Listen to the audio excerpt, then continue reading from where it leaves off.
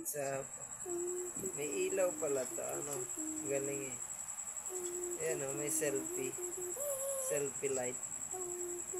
Hindi mo na kailangan ng ano. Kahit sa madilim ka mapunta, pwede oh. Galing eh oh. Ang lapit eh. Oh. Ang galing niya oh. Ito ay ano ito? Cellphone na to ay Infinix ano? Yung Note 8 ba to? Oo. Note 8 na Infinix. Is ano? Smart? Ano yun? Note 8 na ito. Smart 8. Ayan, ang galing ah. 8128 gigabytes. 8128. Ayan o. 4,000 lang ang maganda dito. May ano. Itong ilaw niya. O, ayan o. Ayan o. May light siya. May selfie. Pag kahit nag-video kaya.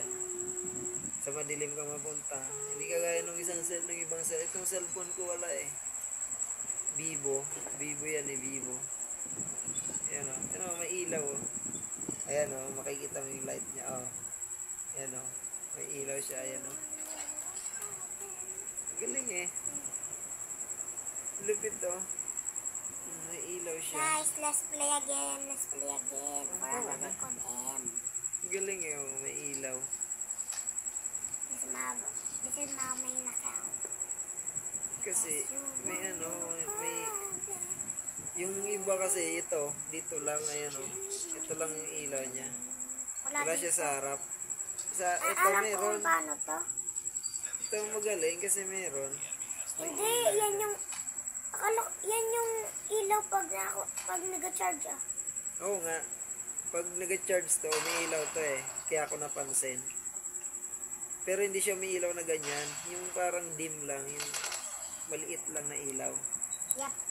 Kagaya ng dark. Tapos, naisip ko i-try na kung baka may ano. Sabi ko baka pwede siya gamitin pag nagbi-video.